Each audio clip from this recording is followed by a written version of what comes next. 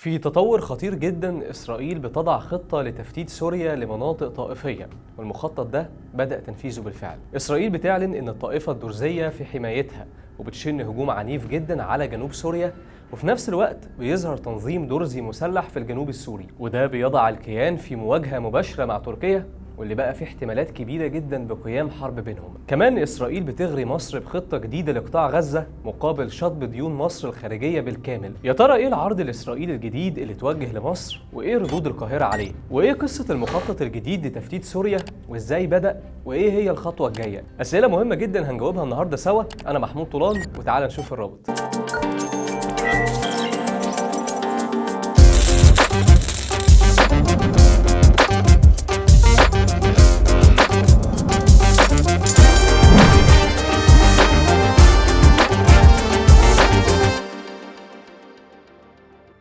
امبارح بالليل وبدون أي مقدمات شن سلاح الجو الإسرائيلي هجوم عنيف على جنوب سوريا. بنتكلم عن 4 غارات جوية استهدفت مقر لفرقة عسكرية موجودة في جنوب غرب دمشق، وده اتسبب في مقتل 2 سوريين. والسؤال هنا، ليه إسرائيل شنت الهجوم ده من أصله؟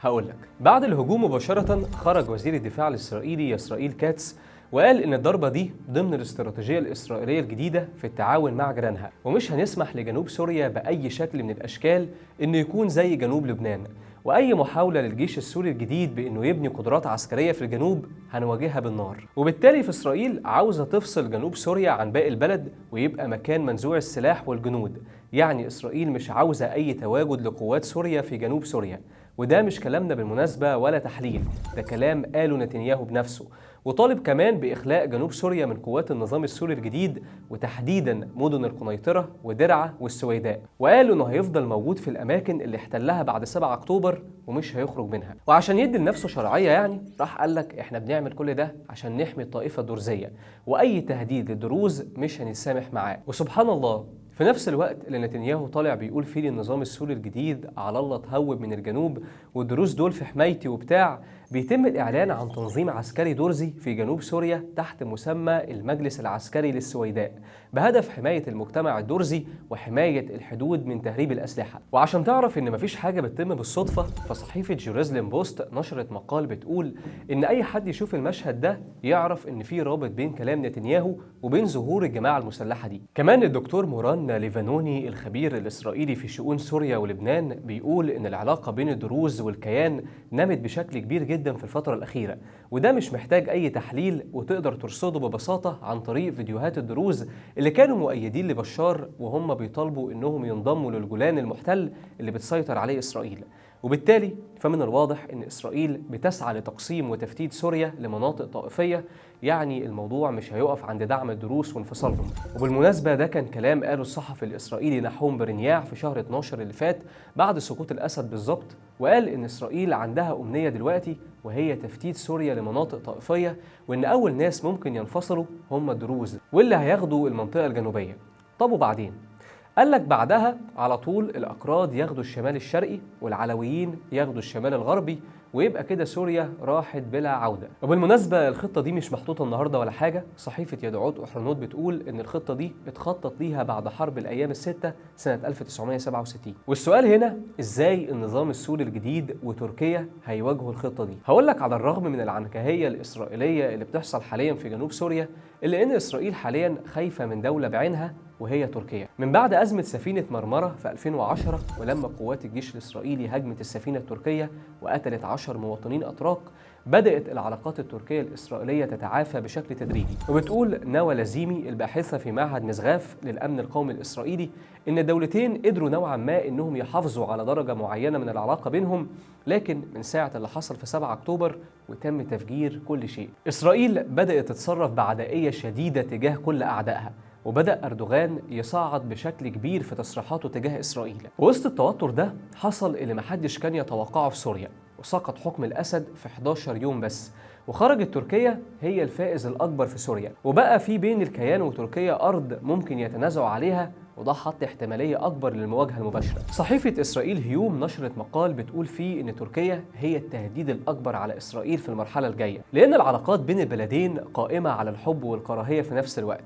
يعني ساعات نشوف تراشق وشتايم بين أردوغان ونتنياهو، وساعات نشوفهم بيقابلوا بعض ويسلموا على بعض، لكن حاليا بالذات مع التطورات الأخيرة واضح أن الأمور بين البلدين رايحة ناحية التصعيد، وخصوصا بعد تصرفات إسرائيل الأخيرة في سوريا. الكلام ده كان جزء من توصيات لجنة ناجل اللي قدمت لنتنياهو الشهر اللي فات تقرير أشارت فيه للتهديد التركي بعبارات حادة وقوية، ووصوا بزيادة الميزانية لاحتمالية وجود حرب، وإن إسرائيل في أي لحظة ممكن تواجه تهديد تركي مباشر في حالة إن دولة زي سوريا تحولت لوكيل تركي في المنطقة. واللي زود المخاوف عند إسرائيل كان تصريحات أردوغان التوسعية لما طلع وقال في 18 ديسمبر اللي فات إن الأحداث الأخيرة في المنطقة ورتنا حقيقة مهمة جدا، وهي إن تركيا أكبر من تركيا.